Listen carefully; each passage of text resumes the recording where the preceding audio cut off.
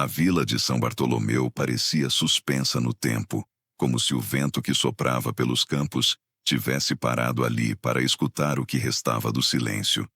As casas, cobertas de musgo e poeira, ainda guardavam o cheiro antigo de café e terra molhada. As janelas quebradas deixavam o frio entrar, e o som das telhas rangendo misturava-se com o eco distante de um sino que não tocava havia anos. No alto da colina, a igreja se erguia torta, cercada de mato e cruzes tombadas. À noite, a névoa tomava conta das ruas, e quem se aventurava por ali jurava ouvir vozes chamando pelo nome, vindas do chão. Dona Teresa vivia isolada, em uma casa pequena, de paredes escuras e móveis antigos. O relógio de parede já não marcava a hora certa, mas ela o deixava ali, como lembrança dos tempos em que o tic-tac ainda acompanhava o som do coração. Havia um retrato sobre a mesa, o rosto de um homem com um chapéu de palha e olhar cansado. Era seu marido, morto há mais de 30 anos. Desde então, ela falava pouco, e só o rádio velho lhe fazia companhia, um rádio de madeira, com o mostrador arranhado e o volume instável. Todas as tardes, antes do pôr do sol, ela sentava-se na varanda e olhava para o poente. Dizia que era nesse horário que a terra respirava. As cigarras paravam, o vento diminuía, e até os cachorros pareciam respeitar aquele silêncio. Nesse momento, ela sentia que o tempo se dobrava sobre si mesmo e que as vozes antigas da vila se aproximavam, sussurrando entre as árvores. Nos últimos dias, porém, algo diferente vinha acontecendo. O ar estava mais denso, mais frio. As folhas secas se acumulavam no quintal. E o poço, que ficava nos fundos da casa, começara a fazer um ruído estranho, como se algo dentro dele se movesse. Dona Teresa pensou que fosse vento, mas o som era compassado, como respiração. Às vezes, era possível jurar que alguém lá embaixo chamava seu nome. Certa noite, ela acordou sobressaltada com o barulho do rádio ligando sozinho. A estática preencheu o quarto, e uma voz rouca, arrastada, surgiu no meio do chiado. Você se lembra da promessa, Teresa? O som era tão nítido que ela sentiu o corpo gelar. Levantou-se devagar, olhou ao redor, mas estava sozinha. O rádio chiava, os ponteiros do relógio estavam parados em meia-noite, e o vento batia nas frestas da janela, trazendo o cheiro de terra úmida. Pela manhã, ela tentou convencer a si mesma de que sonhara. Saiu para o quintal, colheu algumas folhas de couve e observou o poço. A borda de pedra estava coberta de limo, e uma corda velha pendia até o fundo escuro. A água, antes límpida, agora era turva e movia-se em círculos lentos, como se algo respirasse lá embaixo. O silêncio da manhã era pesado, e o canto dos pássaros parecia distante, quase abafado. No mesmo dia, o padre João, o único que ainda insistia em manter a igreja aberta, veio visitá-la. Trouxe um rosário e um pote de mel. Falou pouco, como sempre, mas ao olhar para o poço, franziu o senho. Esse lugar nunca devia ter sido aberto de novo, murmurou antes de mudar de assunto. Disse que haveria uma missa no domingo, em homenagem aos mortos da vila, e pediu que ela comparecesse. Teresa apenas assentiu, mas dentro dela algo latejava. Uma lembrança antiga, uma culpa que nunca se apagou. À noite, ela voltou a sonhar. Sonhou com o marido, em pé na beira do poço, olhando para ela com os olhos fundos. Você prometeu, Teresa. E a terra escuta. Acordou suando com o coração disparado. Olhou para o relógio que continuava parado em meia-noite e percebeu que o rádio estava novamente ligado. A voz repetia a mesma frase, mais fraca, mais distante. A terra escuta. Os dias seguintes trouxeram um frio estranho, mesmo sob o sol. As plantas da horta começaram a secar, e os animais do vizinho sumiram sem deixar rastros. O padre João adoeceu subitamente, e ninguém mais foi visto na estrada.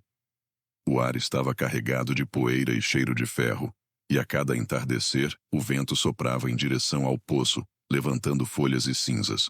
Foi então que, numa manhã de quarta-feira, um homem apareceu na vila. Dirigia um carro velho coberto de barro e usava um chapéu de couro puído. Chamava-se Miguel e dizia ser sobrinho de Teresa. Ela não o via desde criança. Ao vê-lo descer do carro, sentiu um misto de alegria e desconfiança. Ele vinha do sul, dizia, em busca das origens da família e de respostas sobre o passado. Trouxera consigo uma mala de couro e um caderno surrado, com anotações do pai, o irmão desaparecido de Teresa. Dentro do caderno, havia desenhos do poço, datas antigas e frases incompletas. O eco vem de baixo. Não olhar à noite. A promessa foi selada. Miguel perguntou o que significava, mas Teresa apenas balançou a cabeça. Disse que eram lembranças de um tempo ruim, quando a seca castigou a vila, e o desespero fez muita gente recorrer ao que não devia. Ao cair da noite, ele insistiu em ver o poço. Teresa relutou, mas acabou cedendo. O luar refletia na borda de pedra, e o som da água era fraco, distante. Miguel jogou uma pedrinha, mas nenhum som de impacto veio de volta. Apenas um silêncio profundo, que parecia engolir o ar ao redor. Ele olhou para a tia, assustado, e perguntou se o poço era realmente fundo. Ela respondeu que não sabia mais, que às vezes parecia não ter fim. Quando voltaram para dentro, o rádio estava ligado, mesmo sem energia. Uma melodia antiga tocava, lenta, desafinada. Miguel sorriu, achando que fosse interferência, mas Teresa sabia que não. Sentou-se à mesa, olhou para o retrato do marido e murmurou. Ele voltou. Naquela noite, os dois dormiram pouco. O vento aumentou, batendo nas janelas, e o som do sino da igreja ecoou sozinho, mesmo sem ninguém lá. Ao amanhecer, encontraram pegadas de lama dentro da casa, indo do quarto até a porta dos fundos. O poço, lá fora, estava coberto de névoa, e na borda havia um lenço velho, o mesmo que Teresa perdera há mais de 30 anos, no dia em que o marido desapareceu. O medo voltou a habitar a vila, e Miguel começou a perceber que as histórias que ouvira quando criança, sobre promessas, sobre vozes na terra, sobre o poço que respirava, talvez fossem mais do que lendas. Ele decidiu ficar por alguns dias, para ajudar a tia e tentar entender o que estava acontecendo.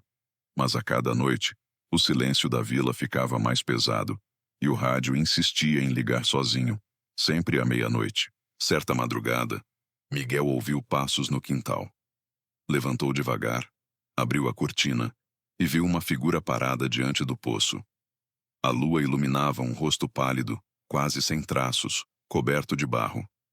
A figura ergueu a cabeça e, por um instante, ele reconheceu os olhos. Eram os mesmos do retrato na parede. Ele correu para fora, mas quando chegou ao poço, não havia ninguém. Apenas a corda balançando lentamente, como se algo tivesse acabado de subir. Dentro da casa, o rádio chiava, repetindo uma única frase. O eco voltou, e a terra quer ouvir. O portão enferrujado gemeu mais uma vez ao ser empurrado, até abrir espaço suficiente para que os dois irmãos pudessem entrar.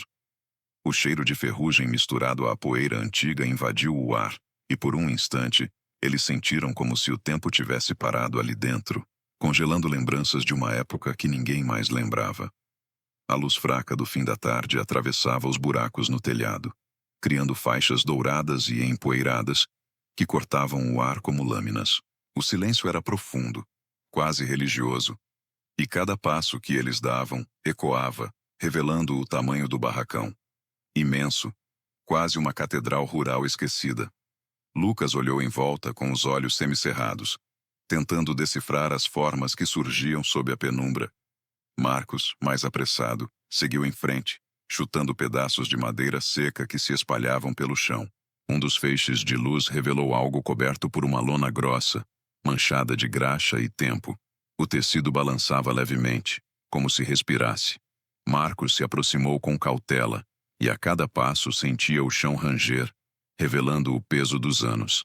Ele parou diante do objeto, respirou fundo e puxou a lona com força. A poeira subiu em um turbilhão, e ambos tossiram, tentando enxergar o que havia sob aquele manto. Quando a poeira baixou, o que viram parecia pertencer a outro tempo. Era uma espécie de carroça metálica, com peças de um motor que jamais tinham visto antes. Lucas, que havia trabalhado com máquinas agrícolas, percebeu que não se tratava de algo comum.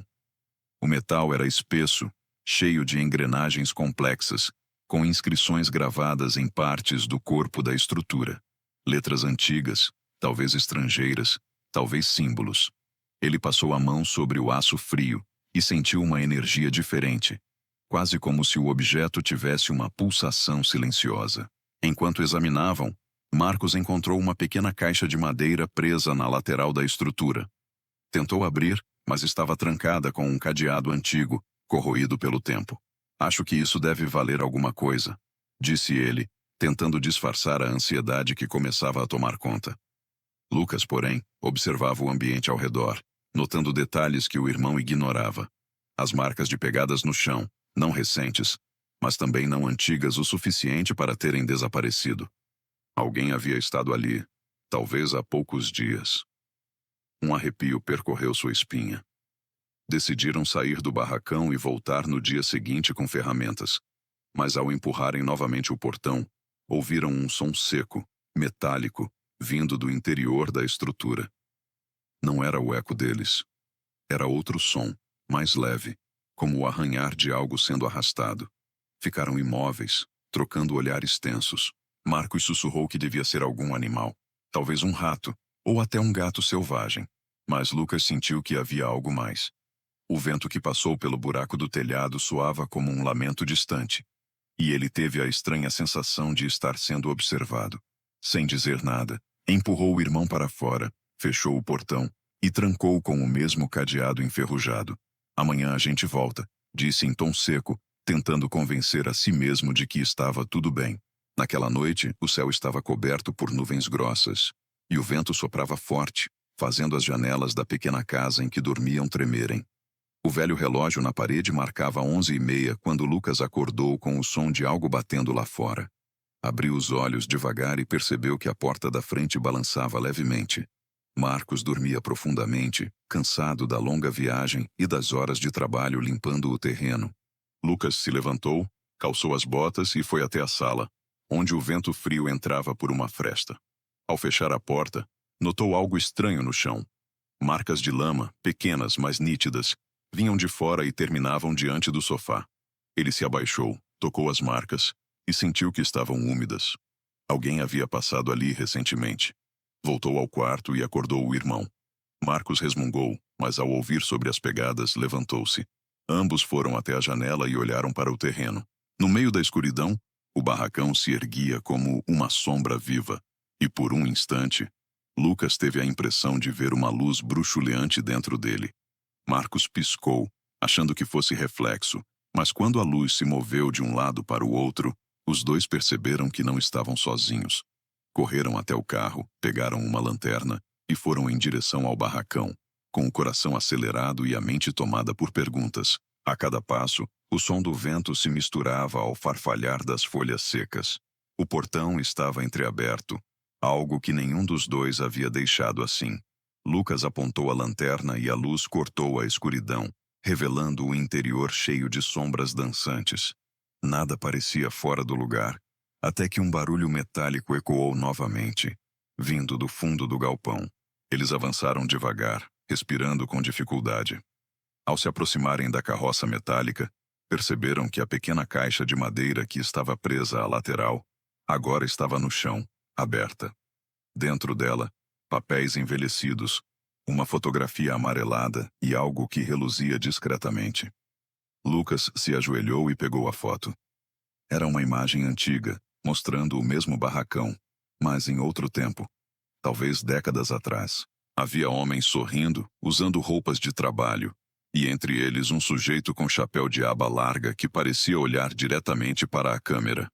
Atrás, podia-se ver o mesmo objeto metálico, mas intacto, novo, brilhando sob o sol. Ao virar a foto, Lucas viu um nome escrito à caneta. Propriedade de M.A. Torres, 1954. O sobrenome chamou sua atenção. Torres era o nome do antigo dono das terras que haviam comprado. Marcos, intrigado, pegou o pequeno objeto metálico que estava dentro da caixa. Parecia uma espécie de chave com formato incomum, de dentes irregulares. Ele a segurou por um instante e, sem perceber, o vento soprou mais forte, fazendo a porta do barracão bater com violência. Os dois se assustaram e a lanterna caiu, rolando pelo chão. A luz girou em círculos, iluminando por um breve instante o canto mais escuro do galpão. Foi então que ambos viram algo que os fez gelar. Uma silhueta imóvel, de pé, observando-os. O contorno era humano, mas a escuridão impedia que distinguissem qualquer detalhe. Marcos deu um passo à frente chamando, mas a figura não respondeu. A lanterna girou mais uma vez e apagou-se, mergulhando o lugar em completa escuridão. O som da respiração dos dois irmãos era o único ruído audível. Quando acenderam novamente a lanterna, a figura havia desaparecido. O coração de Lucas batia forte, mas algo dentro dele o impelia a continuar. Pegou a chave, guardou no bolso e disse que voltariam no dia seguinte com ferramentas e luz. Marcos relutou, mas concordou. Ao saírem, trancaram o portão novamente, e a sensação de serem observados continuou, como se o ar ao redor vibrasse em segredo. Enquanto voltavam à casa, a lua começava a despontar por entre as nuvens, lançando uma luz pálida sobre o terreno. O silêncio era opressor, e cada passo que davam soava mais alto do que deveria. Quando finalmente chegaram, trancaram a porta e ficaram acordados por um bom tempo, sem dizer nada. Lá fora, o vento parecia sussurrar entre as árvores, repetindo o som metálico do barracão, como um aviso antigo que ninguém mais sabia decifrar. O dia amanheceu com o som distante de galos cantando e o cheiro úmido da terra após a garoa que caiu durante a madrugada. O sol ainda lutava para atravessar as nuvens espessas, e a neblina pairava sobre o campo, tornando tudo quase irreal, como se os irmãos estivessem vivendo dentro de um sonho antigo. Lucas acordou antes de Marcos, sentou-se na beira da cama e ficou olhando pela janela. Lá fora, o terreno parecia maior do que na noite anterior, como se tivesse se expandido sob o manto da névoa. Ele pensou nas pegadas, na luz dentro do barracão e na figura imóvel que observaram. Aquilo o corroía por dentro, uma sensação incômoda que misturava curiosidade e medo. Marcos acordou logo em seguida, sonolento, mas animado. Falou sobre voltar ao barracão e tentar abrir a caixa, ver o que mais havia lá dentro, talvez encontrar algo que justificasse o mistério das terras. Lucas, mais contido, apenas assentiu, mas por dentro sentia que algo os aguardava. O café preto fumegava sobre a mesa, e o cheiro do pão aquecido preencheu o pequeno cômodo. Por um instante, parecia um dia comum, uma manhã qualquer no interior. Mas a tensão silenciosa entre eles transformava o ar em algo espesso, quase palpável. Pegaram as ferramentas e seguiram em direção ao barracão. A trilha era ladeada por capim alto, e o orvalho reluzia como pequenos cristais sob a luz do sol tímido. O vento balançava as folhas das árvores, e cada movimento parecia esconder um segredo. Quando chegaram ao portão, perceberam que o cadeado estava quebrado. Marcos se abaixou, tocou o metal retorcido, e notou que não havia sinais de arrombamento recente. Parecia ter sido corroído por dentro. Lucas engoliu em seco e empurrou o portão, que abriu com o mesmo gemido metálico de antes. O interior do barracão estava mergulhado em sombras, mas agora havia algo diferente. Um cheiro forte, de óleo queimado misturado com ferro antigo, como se a máquina tivesse sido usada há pouco tempo. Caminharam devagar, observando cada detalhe. O pó parecia ter sido movido, as pegadas deles ainda estavam ali. Mas havia marcas novas, menores, leves, como se alguém ou algo tivesse circulado ao redor da carroça metálica. A caixa de madeira continuava aberta no chão, e os papéis dentro pareciam mais úmidos, como se alguém os tivesse tocado com mãos molhadas. Lucas ajoelhou-se novamente e observou as inscrições na estrutura metálica. Algumas letras agora estavam mais visíveis, revelando palavras que ele não reconhecia. A luz que atravessava o telhado parecia mudar de cor, ora amarelada, ora azulada, criando reflexos que pareciam se mover sozinhos sobre o aço. Enquanto Lucas analisava o objeto, Marcos encontrou algo curioso encostado na parede dos fundos. Uma espécie de painel com botões enferrujados e fios que desapareciam sob o piso de madeira. Ele limpou a superfície com a manga da camisa, e ao fazer isso, uma pequena luz vermelha piscou, muito fraca, mas suficiente para deixá-lo sem reação. Chamou o irmão, e os dois ficaram olhando para aquele ponto de luz como se tivessem visto algo impossível. O painel parecia estar recebendo energia de algum lugar, apesar de não haver fiação conectada. Lucas encostou o ouvido na estrutura metálica e ouviu um som baixo, constante. Um zumbido distante que vibrava como se viesse do subsolo. A ideia de que poderia haver algo enterrado sob o barracão começou a tomar forma na mente dos dois. Lucas pegou uma pá e começou a cavar próximo ao painel, enquanto Marcos iluminava o local com a lanterna. O chão era duro, seco, cheio de raízes antigas que se entrelaçavam como dedos. O som das pás batendo no solo ecoava pelo barracão vazio e a poeira subia em nuvens lentas. Depois de alguns minutos, algo metálico ressoou. Lucas parou, trocou um olhar rápido com o irmão e voltou a cavar, mais rápido, até revelar uma tampa circular, grande, com o mesmo tipo de inscrição que haviam visto no objeto metálico. Era uma escotilha. Eles limparam a superfície e encontraram um encaixe que parecia ser o local exato para a chave que haviam encontrado na noite anterior. Marcos retirou a chave do bolso e hesitou. O silêncio ao redor era tão profundo que podiam ouvir o próprio coração. Ao girar a chave, um estalo metálico reverberou pelo barracão, seguido de um som baixo, semelhante a ar comprimido sendo liberado. A escotilha se moveu lentamente, revelando uma abertura escura. Um ar frio e denso subiu, trazendo consigo o cheiro de ferro e mofo. Lucas apontou a lanterna para dentro e viu degraus descendo em espiral, mergulhando nas entranhas da terra. Sem trocar palavras, começaram a descer. Cada degrau rangia sob o peso deles, e o som ecoava, amplificando o medo. As paredes eram de pedra úmida, cobertas de musgo e pequenas inscrições entalhadas. A lanterna tremia nas mãos de Marcos, projetando sombras que se moviam como figuras vivas. O ar se tornava mais pesado a cada passo, e a sensação de que não estavam sozinhos crescia, quase física.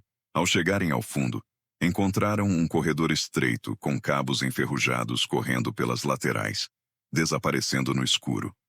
No final do corredor, havia uma porta de aço, parcialmente aberta. Lucas empurrou com cuidado e o rangido preencheu o ar. Do outro lado, uma sala circular. No centro, o mesmo símbolo que aparecia na carroça metálica, gravado no chão, coberto por uma fina camada de pó. Em volta, prateleiras antigas cheias de frascos, ferramentas e objetos que pareciam pertencer a uma oficina esquecida. Sobre uma mesa, um caderno grosso, encapado com couro envelhecido.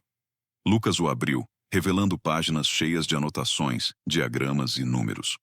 No canto superior da primeira página, o mesmo nome da foto, M.A. Torres. Marcos leu em voz alta um trecho. Projeto Hélios. Tentativa número 12. O motor foi completado, mas a energia residual continua instável. Deve ser contida. Ninguém pode reativar sem compreender o risco. Lucas fechou o caderno, o coração acelerado. A máquina que encontraram no barracão parecia ser parte de algo muito maior. Talvez um experimento abandonado. As palavras energia residual ecoavam em sua mente. Ele pensou no painel, nas luzes, no zumbido. Tudo ainda estava ativo. De repente, uma vibração suave percorreu o chão, quase imperceptível. As lâmpadas antigas que pendiam do teto começaram a piscar, uma por uma. Marcos recuou, mas antes que pudessem sair, a porta de aço se fechou com um estrondo. O som reverberou por todo o espaço, e o ar pareceu mudar. A luz da lanterna começou a falhar. No meio da penumbra, um som grave começou a surgir, como um murmúrio profundo, metálico, vindo de todos os lados. As prateleiras vibravam, o chão tremia levemente, e um calor começou a subir do símbolo no centro da sala. Lucas agarrou o irmão e tentou empurrar a porta, mas ela não se movia. Então, uma luz azulada começou a emergir do chão, como se o símbolo estivesse sendo alimentado por algo invisível.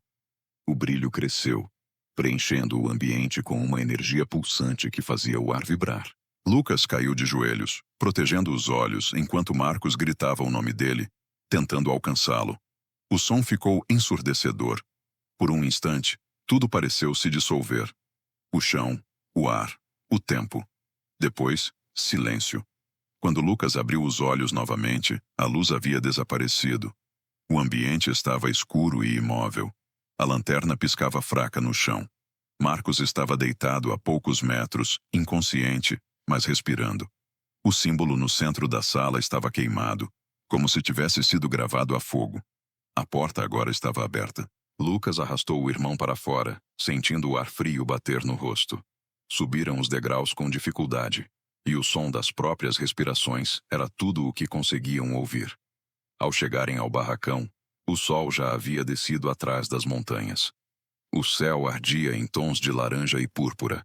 Sentaram-se no chão, exaustos, cobertos de poeira e suor. Lucas olhou para o barracão e percebeu algo novo. O objeto metálico agora estava diferente. Brilhava de leve, emitindo o mesmo tom azul que haviam visto no subsolo. Marcos, ainda zonzo, tentou falar, mas a voz falhou. Lucas apenas observava, com o olhar fixo, como se compreendesse algo que ainda não podia explicar. O barracão, silencioso, parecia respirar. O sol amanhecia com uma luz pálida, quase tímida, espalhando um brilho amarelado sobre as águas do rio, que agora corria mais sereno. As margens, antes cobertas por uma névoa densa, revelavam as marcas do tempo, as raízes expostas, os galhos quebrados e o silêncio das casas que pareciam adormecer diante da passagem dos dias. Samuel estava sentado na mesma pedra onde tantas vezes esperara o pai pescar. O mesmo ponto onde, quando criança, jogava pedrinhas tentando alcançar o outro lado. O vento balançava suavemente as folhas, e o som distante das cigarras se misturava à correnteza lenta. Havia algo de solene naquela manhã. Algo que fazia o tempo parecer suspenso, como se o mundo esperasse que ele dissesse uma última palavra antes de seguir adiante. Os últimos dias tinham sido silenciosos. A vila agora era apenas sombra do que fora, e os poucos rostos que restavam carregavam olhares vagos, resignados. As vozes que antes ecoavam nas ruas haviam se tornado murmúrios breves, lembranças que se dissipavam com o pôr do sol. Samuel caminhava pelas vielas de terra com passos lentos, observando as janelas fechadas, as portas entreabertas, o pó acumulado nas esquinas. Era como andar dentro de um sonho antigo, desses que não se sabe bem quando começou, nem quando termina. Cada canto parecia falar, cada sombra guardava um pedaço da história que ele temia esquecer. Clara o observava de longe, apoiada no batente da casa que resistia ao abandono. O cabelo, antes escuro e espesso, agora mostrava fios prateados que brilhavam sob a claridade da manhã. Ela sentia no peito o mesmo aperto de quando o viu partir pela primeira vez, décadas antes, quando o rio ainda era forte e a juventude os fazia acreditar que tudo poderia ser reconstruído.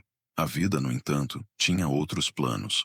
O tempo passara como correnteza após a chuva, arrastando sonhos, levando promessas, deixando apenas as pedras que o coração tenta contornar para continuar fluindo.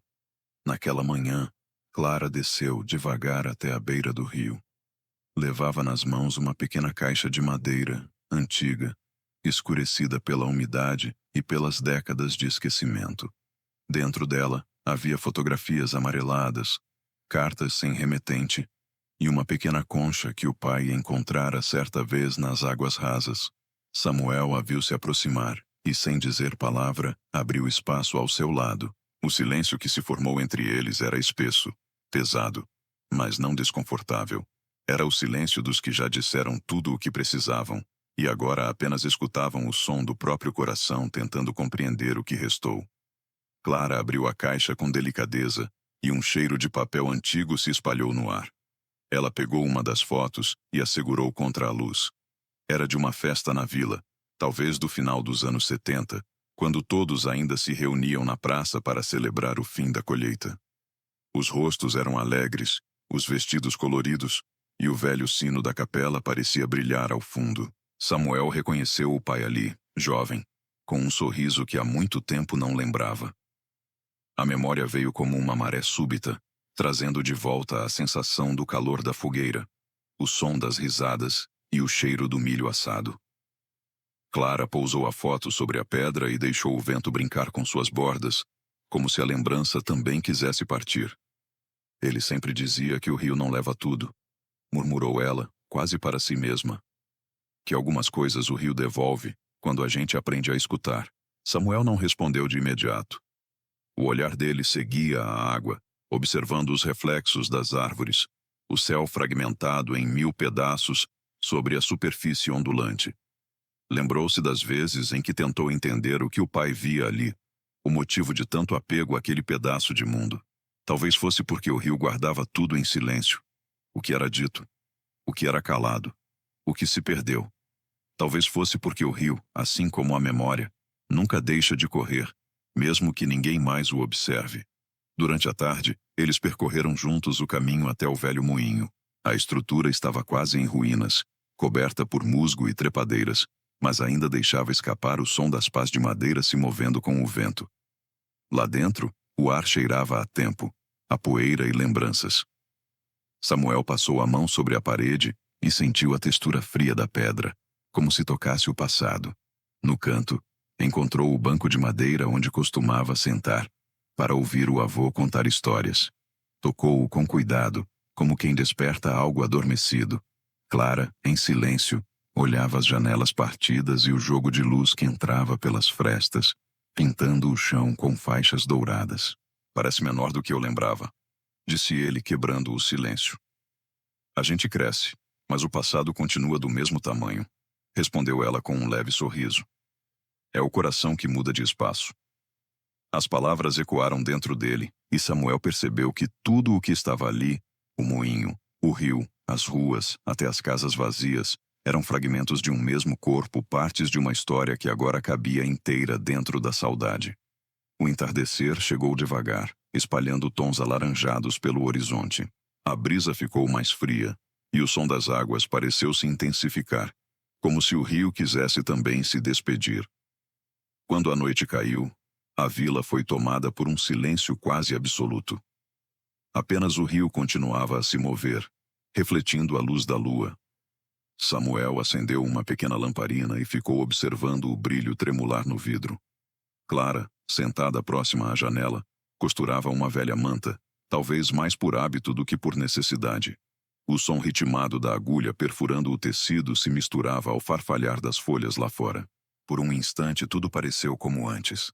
O lar, a presença da mãe, o cheiro do pão assando. A ilusão durou pouco, mas foi suficiente para aquecer o coração cansado. Na manhã seguinte, Samuel levantou cedo. Vestiu a velha camisa do pai, que ainda guardava o cheiro leve de madeira e rio. Caminhou até a margem e ficou ali, olhando as águas. Parecia querer se despedir, mas não sabia exatamente de quem. Pegou uma das pedras lisas e a lançou. Ela quicou 3 vezes antes de desaparecer. O som do impacto se espalhou como um eco longo, e algo dentro dele pareceu se desfazer. Clara o observava da varanda, e sem dizer nada, compreendeu. Havia chegado o momento em que o passado já não cabia mais apenas na lembrança. Era preciso deixá-lo correr, como o rio. Horas depois, ele voltou à casa e encontrou sobre a mesa a caixa de madeira, agora vazia. As fotos e cartas haviam sido levadas pela correnteza. Por um instante, pensou em protestar, mas logo percebeu o gesto simbólico. Clara tinha compreendido o que o pai deles dizia. O rio não leva tudo, mas devolve o que é necessário. Talvez agora fosse o tempo de o próprio rio guardar as lembranças e libertá-los da espera. Os dias seguintes foram calmos. Samuel começou a reparar as janelas, a limpar o quintal, a reconstruir pequenas partes da casa. Não era como antes, e talvez nunca voltasse a ser, mas havia paz na rotina silenciosa. Às vezes, Clara ficava sentada à sombra da mangueira, tricotando, enquanto ele cuidava da horta. Nenhum dos dois falava muito. As palavras haviam se tornado desnecessárias. O som do vento, o cheiro da terra e o murmúrio do rio bastavam. Numa tarde de chuva leve, Samuel caminhou até a colina que ficava atrás da vila. De lá, podia ver toda a extensão do vale, as casas dispersas, as árvores antigas e o rio serpenteando como uma cicatriz de luz. Fechou os olhos e respirou fundo, sentindo o ar úmido e frio. Lembrou-se de tudo, das vozes, dos rostos, das promessas, dos medos, da vida que parecia infinita e da infância que se perdeu devagar. A chuva fina escorria pelo rosto, misturando-se às lágrimas que ele não tentava esconder. Aquele era o fim de um ciclo, e ele o aceitava com serenidade. Quando desceu, já era quase noite. O céu estava coberto por nuvens, e o som distante dos sapos preenchia o ar. Ao chegar à casa, Clara dormia na cadeira, a lamparina ainda acesa ao lado. Ele cobriu-a com a manta e ficou olhando por um tempo. O rosto dela, tranquilo, lembrava o da mãe. Sorriu de leve e apagou a luz. Lá fora, o rio continuava seu curso, ininterrupto, invisível na escuridão, mas presente. Nos dias que se seguiram, o tempo pareceu se expandir. As manhãs vinham mais frias, o vento mais úmido. Samuel escrevia às vezes pequenas frases em cadernos velhos, como quem tenta registrar o que não quer esquecer. O rio é o que fica quando tudo vai embora, anotou certa vez. E de algum modo isso resumia tudo. Anos depois, a vila se tornaria apenas ruína e lembrança, mas o rio ainda estaria lá, correndo entre as pedras, levando e devolvendo histórias. Quem passasse por ali talvez encontrasse uma pedra gravada com iniciais apagadas, ou uma concha branca entre os seixos. Poucos saberiam que ali, um homem e sua irmã guardaram os últimos ecos de um tempo esquecido. Mas o rio saberia. E nas noites de vento, talvez sua voz ainda pudesse ser ouvida, misturada à correnteza, sussurrando as memórias daqueles que aprenderam a escutar.